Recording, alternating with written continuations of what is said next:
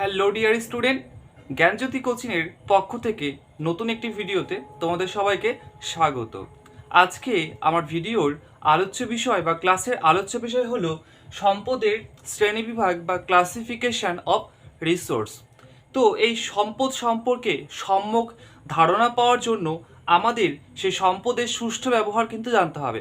আর সেই সুষ্ঠু ব্যবহারের জানতে গেলে সেই সম্পদের সুষ্ঠু ব্যবহার যদি আমাদের জানতে হয়, তাহলে সেই সম্পদের কিন্তু শ্রেণীবিভাগ সম্পর্কে আমাদের অবশ্যই জানা প্রয়োজন আছে। তো আমরা সম্পদের শ্রেণীবিভাগ করে নিই। সম্পদের প্রকৃতি অনুসারে বা সম্পদের বিভিন্ন দৃষ্টিকোণ থেকে সম্পদের কিন্তু প্রচুর শ্রেণীবিভাগ করা হয়েছে। এখানে কিন্তু সে শ্রেণীবিভাগ সম্পর্কে আলোচনা করা হবে। আচ্ছা, প্রথমে রয়েছে সম্পদ সৃষ্টির উপাদান অনুসারে। অর্থাৎ এই সম্পদ সৃষ্টির উপাদান অনুসারে আমরা সম্পদকে প্রধানত তিনটি ভাগে ভাগ করতে পারি: প্রাকৃতিক সম্পদ, মানবিক সম্পদ এবং সাংস্কৃতিক সম্পদ। প্রথমেই রয়েছে প্রাকৃতিক সম্পদ। যে সমস্ত সম্পদ আমরা প্রকৃতি থেকে পাই, সে সমস্ত সম্পদকে আমরা স্বাভাবিকভাবে যেহেতু পাই, তার জন্য সেসব সম্পদকে আমরা প্রাকৃতিক সম্পদ বলতে পারি। যেমন সূর্যরশ্মি, খনিজ দ্রব্য, বনজ সম্পদ, এগুলো হচ্ছে আমাদের প্রাকৃতিক সম্পদ। এরপরে রয়েছে মানবিক সম্পদ। মানবিক সম্পদ কোনগুলো? যে সমস্ত সম্পদগুলো প্রধানত মানুষের দ্বারা বা মানুষকে নিয়েই তৈরি হয়, সেই সমস্ত সম্পদকে আমরা বলি মানবিক সম্পদ। যেমন মানুষের শ্রম শক্তি, মানুষের দৈহিক শক্তি, মানুষের কর্মক্ষমতা, এই সংক্রান্ত বিষয় রয়েছে।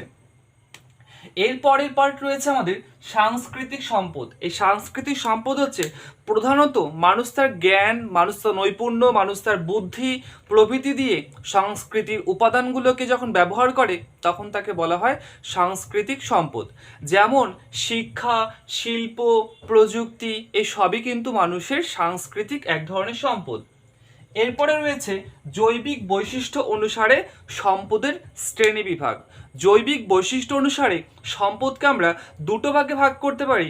একটি ভাগ রয়েছে জৈব সম্পদ এবং অপর ভাগটি রয়েছে আমাদের অজৈব সম্পদ। জৈব সম্পদ কি? প্রধানত প্রকৃতি সৃষ্ট বা জীবজগৎ থেকে যে ধরনের সম্পদ আমরা পাই, তাকে বলতে পারি আমরা জৈব সম্পদ। এই জৈব সম্পদের মধ্যে অন্যতম হলো আমাদের বিভিন্ন জীবজন্তু বা বিভিন্ন মৎস্য, অরণ্য, এগুলো কিন্তু পড়েছে। অজৈব সম্পদ কোনগুলো? যে সমস্ত সম্পদ আমরা প্রধানত জড় বস্তু থেকে পাই, সে সমস্ত সম্পদকে আমরা বলি অজৈব সম্পদ। যেমন খনিজ দ্রব্য, অক্সিজেন, জল, এসব কিন্তু আমাদের অজৈব সম্পদ। এরপরে রয়েছে স্থায়িত্ব অনুসারে সম্পদের শ্রেণীবিভাগ। স্থায়িত্ব অনুসারে সম্পদকে দুটি ভাগে ভাগ করা হয়েছে। একটি ভাগ হচ্ছে অপুনর্ভব এবং অপর ভাগটি হচ্ছে পুনর্ভব। অপুনর্ভব সম্পদ মানে কি? অপুনর্ভব সম্পদ মানে বোঝায় যে সমস্ত সম্পদ পরিবেশে লিমিটেড বা একটা নির্দিষ্ট পরিমাণে সঞ্চিত রয়েছে, ক্রমাগত ব্যবহারের ফলে যেসব সম্পদ ক্রমাগত নিঃশেষিত হয়ে যাবে, সেই সমস্ত সম্পদকে বলা হয় অপুনর্ভব সম্পদ। যেমন কয়লা, খনিজ তেল, পেট্রোলিয়াম, এগুলো। এরপরে রয়েছে পুনর্ভব সম্পদ। পুনর্ভব সম্পদ মানে কি? পুনর্ভব সম্পদ মানে হলো যে সমস্ত সম্পদকে বারবার ব্যবহার করলেও সেটি কখনোই নিঃশেষিত হয়ে যাবে না বা পরিবেশ থেকে বিলুপ্ত হয়ে যাবে না, সেই ধরনের সম্পদকে আমরা বলবো পুনর্ভব সম্পদ। অথবা সেটাকে শেষ হয়ে গেলেও সেটাকে পুনরায় আমরা আবার ব্যবহার করতে পারবো। যেমন সূর্যের আলো, তারপরে হচ্ছে অক্সিজেন, খনিজ দ্রব্য রয়েছে কিছু পরিমাণে। খনিজ দ্রব্যের মধ্যে যেমন আমাদের রয়েছে লোহা। লোহাকে আমরা ব্যবহার করার পরও সেটাকে কিন্তু পুরনো লোহা দিয়ে আমরা নতুন করে আবার লোহা তৈরি করতে পারবো। এরপরে রয়েছে বন্টন অনুসারে সম্পদের শ্রেণীবিভাগ। বন্টন অনুসারে সম্পদকে প্রধানত চারটি ভাগে ভাগ করা হচ্ছে। একটি ভাগ হচ্ছে সর্বত্র প্রাপ্ত সম্পদ। সর্বত্র প্রাপ্ত সম্পদ মানে কি? যে সমস্ত সম্পদ প্রকৃতির প্রতিটি পরিবেশে বা পৃথিবীর প্রতিটি কোণায় পাওয়া যায়, সেই ধরনের সম্পদকে বলা হয় সর্বত্র প্রাপ্ত সম্পদ। যেমন বায়ুমণ্ডলের অক্সিজেন রয়েছে। এরপরে রয়েছে সহজলভ্য সম্পদ। অর্থাৎ যে সমস্ত সম্পদ পৃথিবীর সমস্ত এলাকায় না পাওয়া গেলেও সেখানে বেশিরভাগ জায়গাতেই পাওয়া যায়, সে ধরনের সম্পদকে আমরা বলবো সহজলভ্য সম্পদ। যেমন কৃষি জমি, জল। এরপরে রয়েছে দুষ্প্রাপ্য সম্পদ। দুষ্প্রাপ্য সম্পদ মানে কি? দুষ্প্রাপ্য সম্পদ মানে যেসব সম্পদ পৃথিবীর মাত্র কয়েকটি স্থানেই পাওয়া যায় সেই সমস্ত সম্পদকে আমরা বলবো দুষ্প্রাপ্য সম্পদ, যেমন টিন, পেট্রোলিয়াম। এরপরে রয়েছে অদ্বিতীয় সম্পদ। অদ্বিতীয় মানে কি? যেটা একেবারে ইউনিক, অর্থাৎ যে সম্পদ পৃথিবীর মাত্র একটি স্থানেই পাওয়া যাবে সেই সমস্ত সম্পদকে আমরা বলবো অদ্বিতীয় সম্পদ।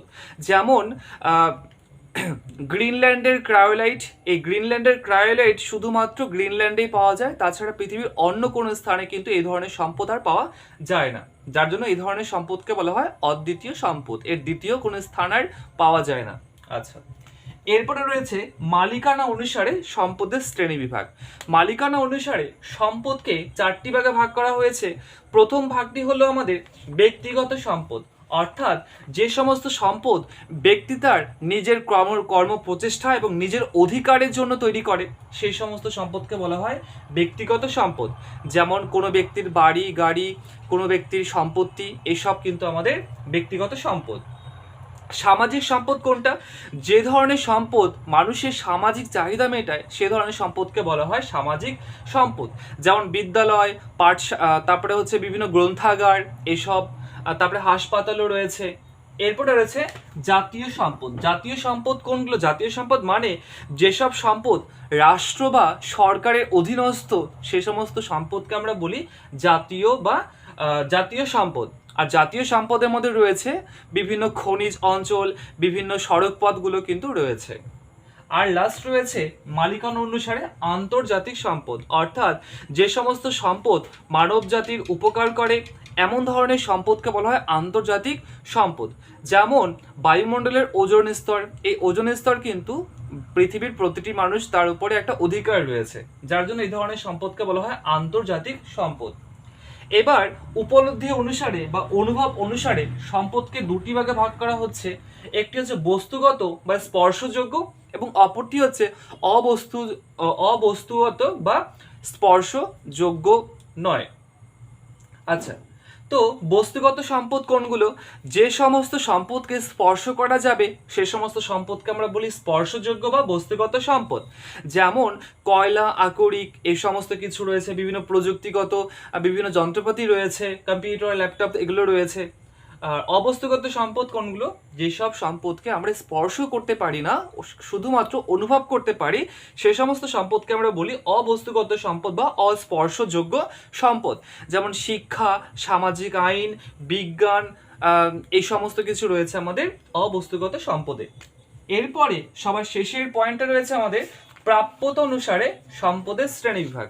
প্রাপ্যতা অনুসারে সম্পদকে 2টি ভাগে ভাগ করা হয়েছে, বিকশিত বা প্রকৃত সম্পদ এবং সম্ভাব্য সম্পদ। এই বিকশিত সম্পদ কি?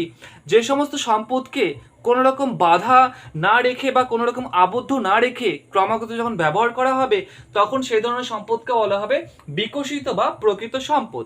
যেমন জাপানের জলবিদ্যুৎ শক্তি বা জলবিদ্যুৎ সম্পদ রয়েছে। সম্ভাব্য সম্পদ কোনগুলো?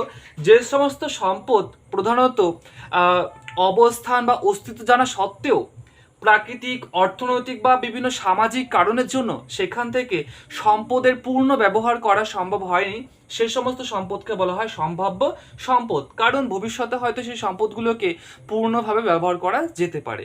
যেমন রয়েছে আফ্রিকার জাইর রয়েছে, কঙ্গো অববাহিকার যে বিভিন্ন সে দেশের জলবিদ্যুৎ বা সম্ভাবনা যে রয়েছে সেই ধরনের শিল্পকে বা সম্পদকে বলা হয়েছে।